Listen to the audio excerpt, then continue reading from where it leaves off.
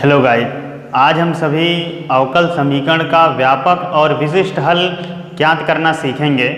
पिछले वीडियो में हम लोगों ने अवकल समीकरण का परिचय, अवकल समीकरण की परिभाषा, अवकल समीकरण की कोटि और अवकल समीकरण का घात निकालना सीख लिया है।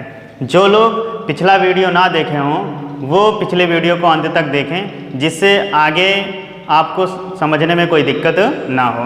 तो देखते हैं अवकल समीकरण का व्यापक एवं विशिष्ट हल, general and particular solution of a differential equation. अवकल समीकरण का हल क्या होता है? अवकल समीकरण का हल, solution of a differential equation।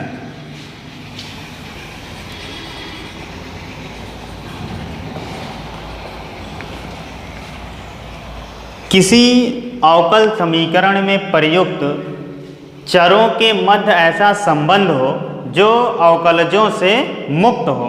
अवकलजों का मतलब क्या होता है कि उसमें ddx ऑफ y ना दिया गया हो तथा अवकल समीकरण को संतुष्ट करता हो, तो वह अवकल समीकरण का हल कहलाता है।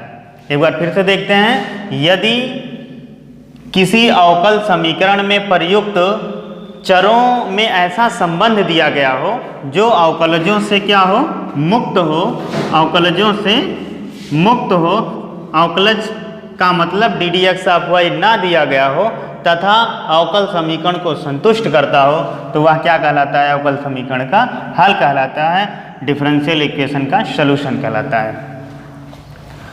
अवकल समीकरण का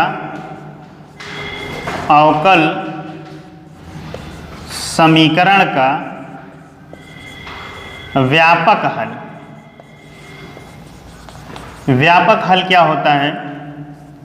general solution of a differential equation।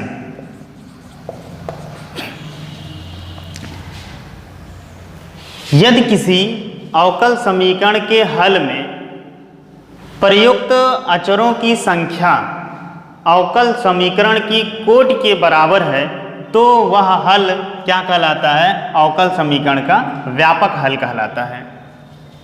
फिर से समझते हैं, यदि किसी अवकल समीकरण के हल में प्रयुक्त अचरों की संख्या अवकल समीकरण के कोटियों के बराबर है, अवकल समीकरण के कोटि के बराबर है, तो उस हल को अवकल समीकरण का हम व्यापक हल कहते हैं।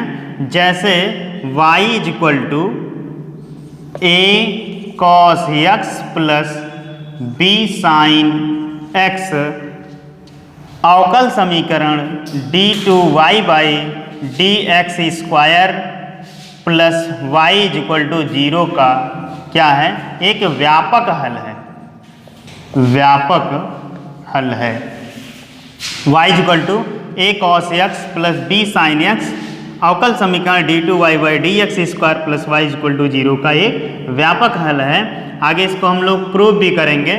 ध्यान दीजिए, जितने यहाँ पर अचर हैं उतनी बार ही क्या है, उसकी कोट अवकल समीकरण की कोटि के बराबर है। कहने का मतलब कोई फंक्शन है तो अगर उसका अवकल समीकरण हम निकालते हैं तो जितने अचर हैं उन अचरों की संख्या के बराबर उसका हम क्या करेंगे? डिफरेंशिएशन करेंगे, तब वह अवकल समीकरण हमें प्राप्त हो जाएगा। तो यहाँ पे देखिए, दो स्वेच्छ अचर हैं, कैपिटल A और कैपिटल B, तो इसलिए इस फंक्शन का 2 बार अवकलन करने पर यह अवकल समीकरण हमें प्राप्त होगा। तो इस अवकल समीकरण का ये क्या है? एक व्यापक हल है। विशिष्ट हल, अवकल समीकरण का विशिष्ट हल, particular solution of differential equation. Particular solution क्या होता है? यदि किसी अवकल समीकरण के व्यापक हल में यदि किसी अवकल समीकरण के व्यापक हल में प्रयुक्त अचरों का मान रखने पर प्राप्त जो अवकल समीकरण होगा, जो हल होगा, वह क्या कहलाएगा? अवकल समीकरण का विशिष्ट हल कहलाता है। फिर से समझते हैं। किसी अवकल समीकरण के व्यापक हल में प्रयुक्त अचर का मान रखने पर, अचरों का मान रखने पर प्राप्त हल अवकल समीकरण का व्यापक हल कहलाता है। जैसे यही व्यापक हल प्राप्त था, इस व्यापक हल में जो अचर हैं इनका मान रख दिया जाए इस अवकल समीकरण से, तो यह जो हल होगा वह क्या कहलाएगा? अवकल समीकरण का विशिष्ट हल कहलाता है। एक बार फिर से समझते हैं अवकल समीकरण का हल क्या होता है। यदि किसी अवकल समीकरण में प्रयुक्त चरों की में ऐसा संबंध हो जो अवकलजों से मुक्त हो तथा अवकल समीकरण को संतुष्ट करता हो, वह अवकल समीकरण का हल कहलाता है। यदि किसी अवकल समीकरण के हल में प्रयुक्त अचरों की संख्या अवकल समीकरण की कोटि के बराबर होता है तो उस हल को हम अवकल समीकरण का व्यापक हल कहते हैं। किसी अवकल समीकरण के व्यापक हल में प्रयुक्त अचरों का मान रखने पर प्राप्त हल को हम क्या कहते हैं? अवकल समीकरण का विशिष्ट हल कहते हैं। जो भी अचर हैं अगर उनका मान रख दिया जाए तो जो प्राप्त हल होगा वह अवकल समीकरण का विशिष्ट हल प्राप्त होगा। ये मान कहाँ से प्राप्त होगा? x और y का मान दिया रहेगा या कोई बिंदु दिया रहेगा जिससे हम ddx ऑफ y की वैल्यू निकालेंगे और वहाँ से हम a और b की वैल्यू निकालेंगे। स्वेच्छ अचरों का मान निकालकर इस व्यापक हल में रख देंगे तो हमें उस अवकल समीकरण का विशिष्ट हल प्राप्त हो जाएगा, पर्टिकुलर सॉल्यूशन मिल जाएगा। तो एक एग्जाम्पल के द्वारा हम लोग देखते हैं अवकल समीकरण का व्यापक हल क्या होता है।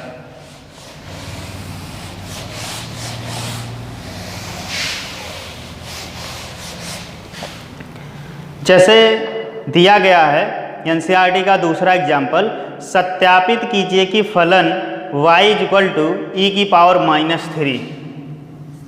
सेकेंड एग्जाम्पल है y इक्वल टू ई की power -3x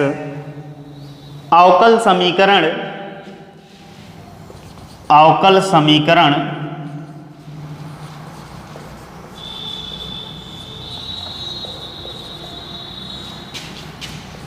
d2y by dx square plus dy by dx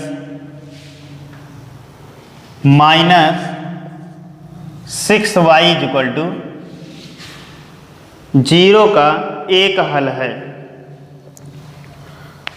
ध्यान दीजिए, यह जो फलन है इस अवकल समीकरण का एक व्यापक हल हमें सिद्ध करना है। अगर हम क्या करें, इस फलन से यह अवकल समीकरण प्राप्त कर लें तब भी हम कह सकते हैं कि जो ये फलन है वह इस अवकल समीकरण का क्या है? व्यापक हल है। तो इसको प्राप्त करने के लिए यहाँ ध्यान दीजिए, दो बार क्या किया गया है? डिफरेंशिएशन किया गया है। तो इस फंक्शन का हम क्या करेंगे? दो बार डिफरेंशिएशन करेंगे तो लिखेंगे x के सापेक्ष अवकलन करने पर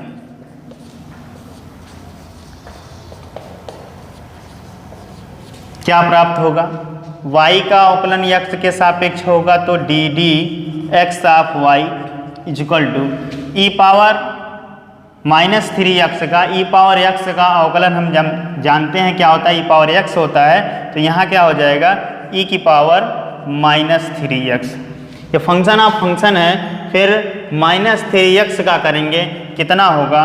-3 हो जाएगा। तो -3 हम पहले लिख लेते हैं। पुनः x के सापेक्ष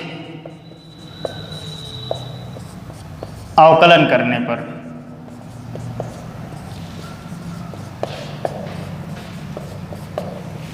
क्या प्राप्त होगा? इसका पुनः करेंगे तो d2y बाई क्या मिलेगा? dx square is equal to -3 constant है, पुनः e⁻−3x का हम करेंगे, क्या मिलेगा हमें e⁻−3x और -3x का करेंगे तो मिल जाएगा -3। इसको सिंप्लीफाई करते हैं, माइनस माइनस का मल्टीप्लाई होगा कितना हो जाएगा प्लस, और 3 3 जा 9 e⁻−3x d2y/dx²। ध्यान दीजिए यहाँ पे हमें क्या लाना है, -6y चाहिए और d2y/dx है, ये तो मिल गया है। तो इसको हम क्या करते हैं, दो भागों में तोड़ देते हैं। किस प्रकार तोड़ते हैं, ध्यान दें, d2y/dx² इज इक्वल टू, इसको हम लिख सकते हैं 3e⁻−3x और प्लस 6e⁻−3x। 6 और 3 कितना हो जाएगा, 9 हो जाएगा। d2y/dx², इसको इधर ले आते हैं, क्या मिलेगा, -3e⁻−3x, ये भी -6e⁻−3x इक्वल टू क्या मिलेगा, 0। इधर क्या बचेगा, 0। और d2y/dx², ध्यान दीजिए -e⁻−3x ddx ऑफ y के बराबर है।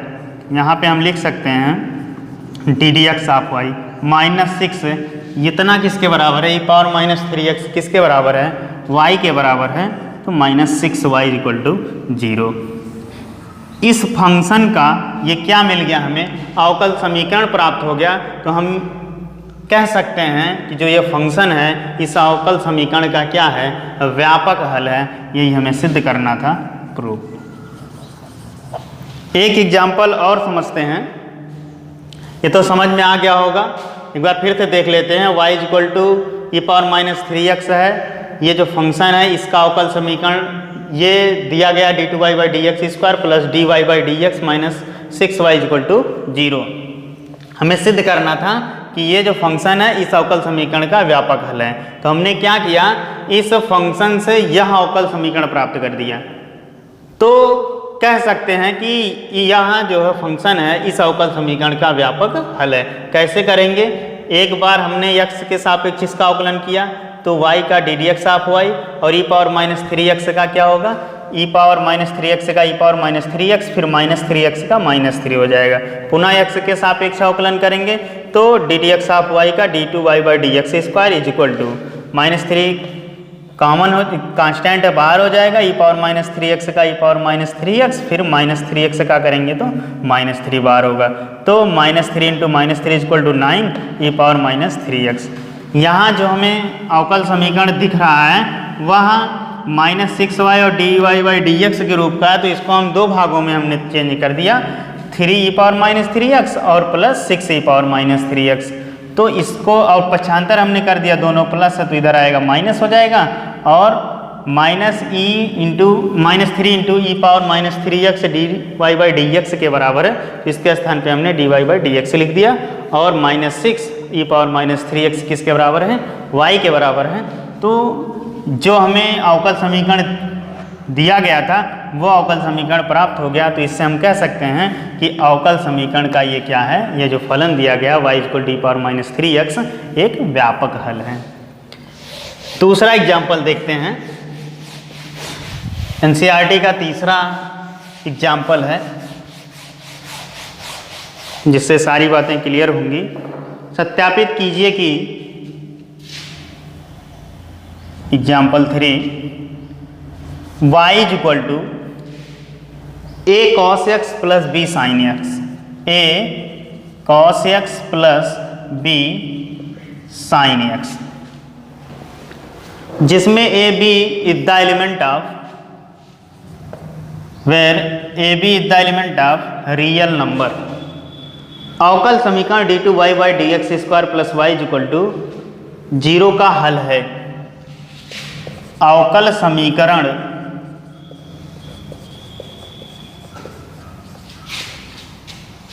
d2y/dx² plus y equal to 0 का व्यापक हल है। क्या करेंगे हम, इस फंक्शन को सॉल्व करेंगे और यह अवकल समीकरण प्राप्त करेंगे। अगर यह अवकल समीकरण प्राप्त हो जाता है तो हम कह देंगे कि यह जो फंक्शन है इस अवकल समीकरण का क्या है, एक व्यापक हल है। ध्यान दीजिए, यहाँ पे दो स्वेच्छ अचर हैं, इसलिए इस फंक्शन का हम 2 बार डिफरेंशिएशन करेंगे। Differentiation both side with respect to x, दोनों पक्षों में x के सापेक्ष अवकलन करने पर क्या मिलेगा, ddx ऑफ y, एक बार अवकलन करेंगे y का x के सापेक्ष dy/dx मिलेगा, इक्वल टू a क्या है, कांस्टेंट है, cos x का हम जानते हैं अवकलन कितना होता है, minus sine x, plus b sine x का क्या होता है, cos x। Again differentiation both side with respect to x, क्या होगा, dy/dx का d2y/dx² इक्वल टू माइनस है, क्या है, कांस्टेंट है, साइन x का हम जानते हैं क्या होता है, cos x होता है, और cos x का हम जानते हैं क्या होता है, माइनस साइन x हो जाता है, इसलिए प्लस माइनस का मल्टीप्लाई माइनस होगा, b कांस्टेंट है और cos x का minus sine x। d2y/dx² equal to, यहाँ से माइनस कॉमन है, क्या मिलेगा, a cos x plus b sin x। ध्यान दीजिए, ये किसके इक्वल है,